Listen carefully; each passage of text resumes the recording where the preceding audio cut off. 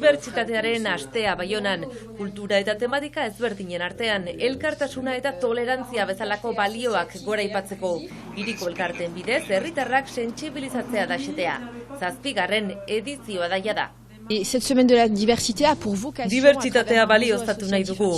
Baionan elkarte sare oso aberatsa dugu, denak elkarrekin, nahasirik, kultura ezberdinak eta bata eta bestearen elkar ezagutza sustatu nahi dugu.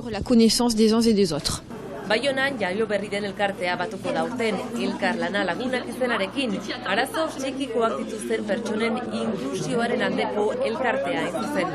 Ziru bat zen, ezen fitxik, ezen deus, eta hortakotz pentsatu dugu hor leku bat, bai, idekia da lehenik iritasun psikikoa duten entzat, baina ez bakarrik.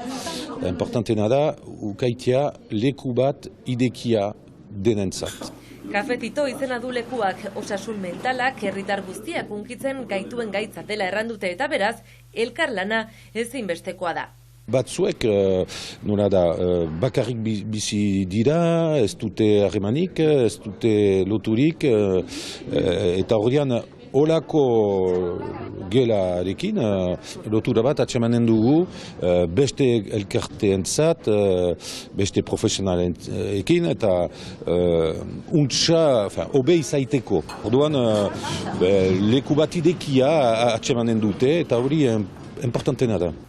59 elkarte batu dira dibertsitatearen asteuntan, 11 ekimen eskainiz. Martxoaren 11 bitartean, publiko guztientzat, euskarak ere badutokia bisitak idatuekin. Hitzaldiak, kirola, errugbia esaterako langabezian denbora asko doazen pertsonak laguntzeko, hilbarrituen egunerokotasunak gertutik ezagutzeko errealitate birtuala, kontzertuak eta abar luze bat.